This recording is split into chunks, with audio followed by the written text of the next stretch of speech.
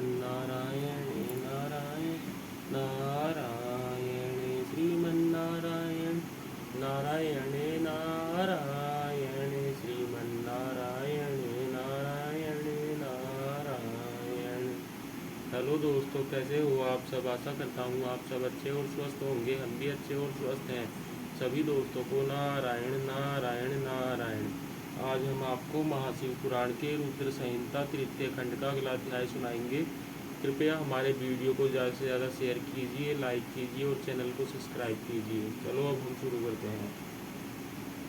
जय हो ब्रह्मा विष्णु महेश, आपकी सदा ही जय जय हुए। कोई भूल चूक हुई हो तो क्षमा करना प्रभु।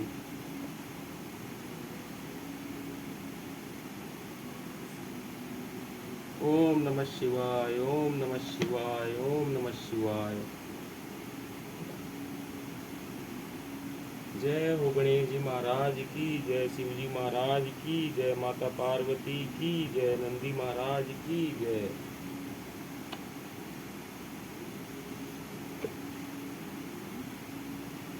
दोस्तों, हमारा आज का अगला अध्याय है अध्याय 37 और 38।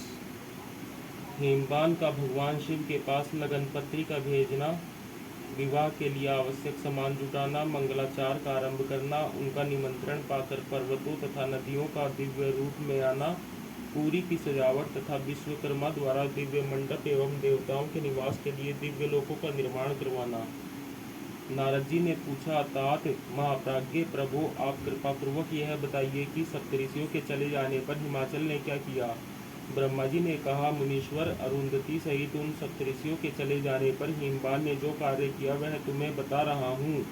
सप्तऋषियों के जाने के बाद अपने मेरुवादी भाई बंधुओं को आमंत्रित करके पुत्र और पत्नी सहित महामनस्वी गिरिराज हिमबान बड़े हर्ष का अनुभव करने लगे। तदंतर ऋषियों की आज्ञा के अनुसार हिमबान ने अपने पुरोहित गर्ग जी से बड़ी प्रसन्नता के साथ लगन पत्रिका लिखवाई।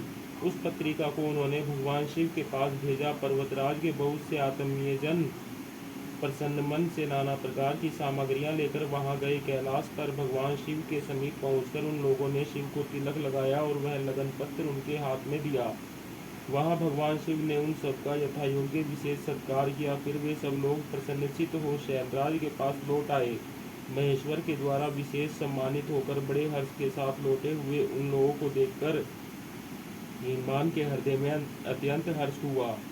तत्पश्चात आनंदित हो शैलराज ने नाना देशों में रहने वाले अपने बंधुओं को लिखित निमंत्रण भेजा, जो उन सबको सुख देने वाला था। इसके बाद वे बड़े आदर और उत्साह के साथ उत्तम अन्न एवं नाना प्रकार की विवाह उचित सामग्रियों का संग्रह करने लगे। उन्होंने चावल, गुड़, शक्कर, आटा, दूध, दही, घी, मिठाई, नमकीन पदार्थ, मक्खन, पकवान, महान स्वादिष्ट रस और नाना प्रकार के व्यंजन इतने अधिक एकत्र किए कि सूखे पदार्थों के पहाड़ खड़े हो गए और द्रव पदार्थों की वावड़ियाँ बन गई। शिव के पार्षदों और देवताओं के लिए हितकर नाना प्रकार की वस्तुएं, भांति भांति के बहुमूल्य वस्त्र, आग में तपाकर शुद्ध किए हुए स्वर्ण, रजत और विभिन्न प्रकार के मणिरत्न, इनका तथा अन्य उपयोगी द्रव्यों का विधि पूर्वक संग्रह करके गिरिराज ने मंगलकारी दिन में मांगलिक कृत्य करना आरंभ किया। पर्वतराज के घर की स्त्रियों ने पार्वती का संस्कार करवाया। भांति भांति के आभूषणों से विभूषित हुई राजभवन की उन सुंदर स्त्रियों ने सानंद मंगल कार्य का संपादन किया। नगर के ब्राह्मणों की स्त्रियों ने स्वयं बड़े हर्ष के साथ लोकाचार का अनुष्ठान किया। उसमें मंगल पूर्वक भांति भांति के उत्सव मनाए गए।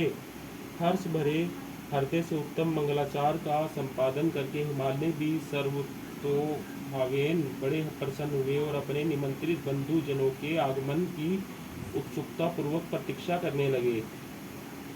इसी बीच में उनके निमंत्रित बंधु बांधव आने लगे। देवताओं के निवासभूत गिरिराज सुमेरु दिव्य रूप धारण करके नाना प्रकार के मणियों तथा महारत्नों को यत्न पूर्वक साथ ले अपने स्त्री पुत्रों के साथ हिमालय के घर आए। मंद्राचल, अस्ताचल, उद्याचल, मलय, दरदूर, निषद, गंधमादन, करवीर, महेंद्र, पारयात्र, क्रोच, पुरुषोत्तम, शैल, नील, त्रिकूट, चित्रकूट, वैकेंट, श्रीशैल, गोकामुख, नारद, विंध्य, कालंजर, कैलाश तथा अन्य पर्वत दिव्य रूप धारण कर अपने स्त्री पुत्रों के साथ बहुत सी भेंट सामग्री ले वहां उपस्थित हुए। दूसरे द्वीपों में तथा यहाँ भी जो पर्वत हैं वे सब हिमालय के घर पधारे। शिवा और शिव का विवाह है यह जानकर सबने बड़ी प्रसन्नता के साथ वहाँ पदार्पण किया। सोनभद्र आदि नद और संपूर्ण नदियाँ दिव्य नर नारियों के रूप धारण कर नाना प्रकार के अलंकारों से अलंकृत हो शिव पार्वती का विवाह देखने के लिए आए। गोदावरी, यमुना, सरस्वती, वेणी, गंगा, नर्मदा तथा अन्य श्रेष्ठ सरिताएं भी बड़ी प्रसन्नता के साथ हिमवान के यहाँ आई। उन सब के आने से हिमालय की दिव्य पुरी सब ओर से भर गई। वह सब प्रकार की शोभाओं से संपन्न थी। वहाँ बड़े बड़े उत्सव हो रहे थे। ध्वजा पताकाएं फहरा रही थी। वंदनवारों से उसकी अधिक शोभा होती थी। चारों ओर चंदोवे तने होने से वहाँ सूर्य का दर्शन नहीं होता था। भांति भांति की नीली, पीली आदि प्रभा उस पुरी की शोभा बढ़ाती थी। हिमालय ने भी बड़ी प्रसन्नता के साथ अपने यहाँ पधारे हुए सभी स्त्री पुरुषों का यथायोग्य आदर सत्कार किया और सबको अलग अलग सुंदर स्थानों में ठहराया। अनेकानेक उपयुक्त सामग्री देकर सबको पूर्ण संतुष्ट किया। मुनि श्रेष्ठ तदंतर शैलराज हिमवान ने प्रसन्न हो महान उत्सव से परिपूर्ण अपने नगर को विचित्र रीति से सजाना आरंभ किया।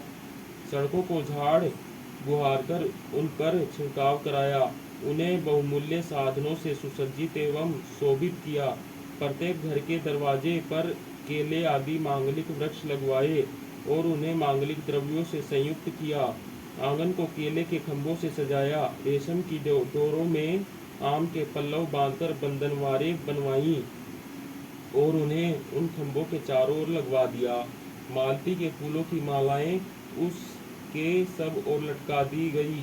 सुंदर तोरणों से वह आंगन का भाग अत्यंत प्रकाशमान जान पड़ता था। चारों दिशाओं में मंगलसूचक शुभ द्रव्य रखे गए थे जो उस प्रांगण की शोभा बढ़ा रहे थे। इसी प्रकार अत्यंत प्रसन्नता से भरे हुए गिरिराज हिमवान ने महान प्रभावशाली गर्ग मुनि को आगे करके अपनी पुत्री के लिए प्रस्तुत करने योग्य सारा उत्तम मंगल कार्य संपन्न किया।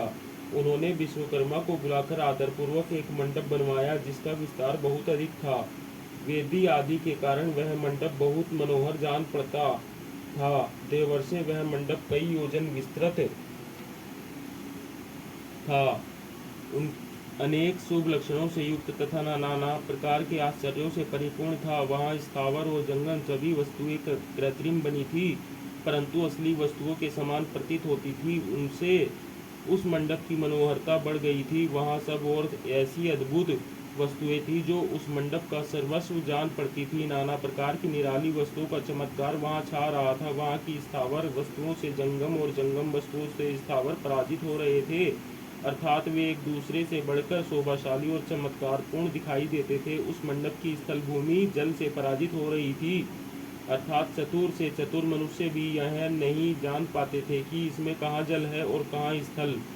कहीं कृत्रिम सिंह बने थे और कहीं सारसों की पत्तियाँ, कहीं बनावटी मोर थे जो अपनी सुंदरता से मन को मोह लेते थे, कहीं कृत्रिम स्त्रियाँ थीं जो पुरुषों के साथ नृत्य करती हुई देखी जाती थी। वे कृत्रिम होने पर भी सब लोगों की ओर देखती और उनके मन को मोह में डाल देती थी। उसी विधि से मनोहर द्वारपाल बने थे जो स्थावर होने पर भी जंगमों के समान जान पड़ते थे। वे अपने हाथों से धनुष उठाकर उन्हें खींचते देखे जाते थे। द्वार पर कृत्रिम महालक्ष्मी खड़ी थी जिनकी रचना अद्भुत थी। वह समस्त शुभ लक्षणों से संयुक्त दिखाई देती थी। उन्हें देखकर ऐसा जान पड़ता था मानो क्षीर सागर से साक्षात लक्ष्मी जी आ गई हों। उस मंडप में स्थान स्थान पर सजे सजाए कृत्रिम हाथी खड़े किए गए थे जो असली हाथियों के समान ही प्रतीत होते थे। घोड़सवारों सहित घोड़े, हाथी सवारों सहित हाथी बनाए गए थे। जहाँ तहाँ रथियों सहित रथ बने थे जो कृत्रिम अश्वों से ही खींचे जाते थे। उन्हें देखकर लोगों को बड़ा आश्चर्य होता था। इनके सिवा दूसरे दूसरे कृत्रिम वाहन भी वहाँ खड़े थे। पैदल सिपाहियों की कृत्रिम सेना भी वहाँ मौजूद थी।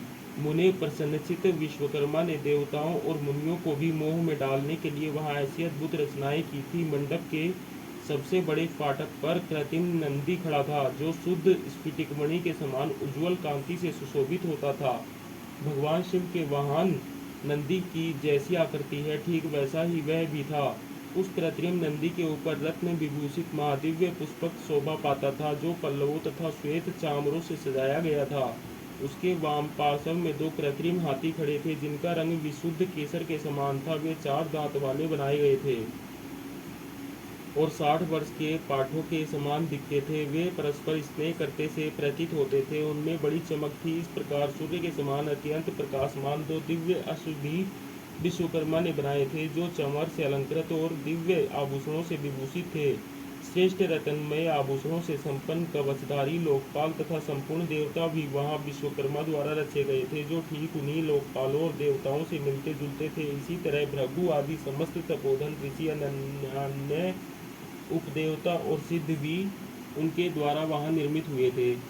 गरुड़ आदि समस्त पार्षदों से युक्त भगवान विष्णु का कृत्रिम विग्रह भी विश्वकर्मा ने बनाया था, जिसका स्वरूप साक्षात श्री हरि के समान ही आश्चर्यजनक था। नारद, उसी प्रकार पुत्रों, वेदों और सिद्धों से घिरे हुए मुझ ब्रह्मा की भी प्रतिमा वहां बनाई गई थी, जो मेरे सम्मान ही वैदिक सूक्तों का पाठ कर रही थी। ऐरावत हाथी पर चढ़े हुए देवराज इंद्र भी वहां दल बल के साथ खड़े थे। वे भी कृत्रिम ही बनाए गए थे और परिपूर्ण चंद्रमा के समान प्रकाशित होते थे। देवर्षे, बहुत कहने से क्या लाभ।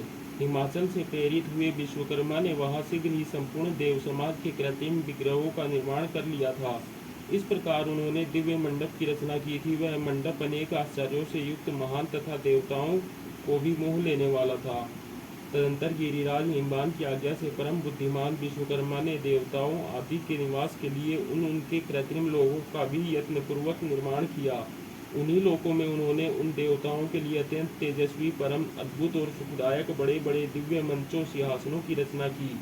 इसी तरह उन्होंने मुझ स्वयंभू ब्रह्मा के निवास के लिए क्षण भर में अद्भुत सत्यलोक की रचना कर डाली, जो उत्तम दीप्ति से उद्दीप्त हो रहा था। साथ ही भगवान विष्णु के लिए भी क्षण भर में दूसरे दिव्य वैकुंठ धाम का निर्माण कर दिया, जो परम उज्ज्वल तथा नाना प्रकार के आश्चर्यों से परिपूर्ण था। इसी तरह विश्वकर्मा ने देवराज इंद्र के लिए भी दिव्य, अद्भुत, उत्तम एवं समस्त ऐश्वर्यों से संपन्न ग्रह की रचना की। अन्य लोकपालों के लिए भी उन्होंने प्रसन्नतापूर्वक बड़े सुंदर, दिव्य, अद्भुत एवं बड़े बड़े भवन बनाए। फिर क्रमश समस्त देवताओं के लिए भी उन्होंने क्रमश विचित्र ग्रहों का निर्माण किया। परम बुद्धिमान विश्वकर्मा को भगवान शंकर का महान वर प्राप्त था, इसलिए उन्होंने शिव के संतोष के लिए क्षण भर में इन सब वस्तुओं की रचना कर डाली। तदंतर उसी प्रकार भगवान शंकर के लिए भी उन्होंने एक शोभाशाली ग्रह का निर्माण किया, जो शिव के चिन्ह से युक्त तथा शिवलोक वृत्ति दिव्य भवन के समान ही अनुपम था। श्रेष्ठ देवताओं ने उसकी भूरी भूरी प्रशंसा की थी। वह परम उज्ज्वल, महान, प्रभापुंज से उद्भासित, उत्तम और अद्भुत था। विश्वकर्मा ने भगवान शिव की प्रसन्नता के लिए वहां ऐसी अद्भुत रचना की थी, जो परम उज्ज्वल होने के साथ ही साक्षात महादेव जी को भी आश्चर्य में डालने वाली थी। इस प्रकार यह सारा लौकिक व्यवहार करके हिमाचल बड़ी प्रसन्नता के साथ भगवान शंभु के शुभागमन की प्रतीक्षा करने लगे। देवर्षे, हिमालय का यह सारा आनंददायक वृत्तांत मैंने तुमसे कह सुनाया। अब और क्या सुनना चाहते हो? ओम नमः शिवाय, ओम नमः शिवाय, ओम नमः शिवाय। जय हो ब्रह्मा विष्णु महेश, आपकी सदाई जय जय हुए। कोई भूल चूक हुई तो क्षमा करना प्रभु। दोस्तों, आज के लिए इतना ही। सभी को नारायण नारायण नारायण।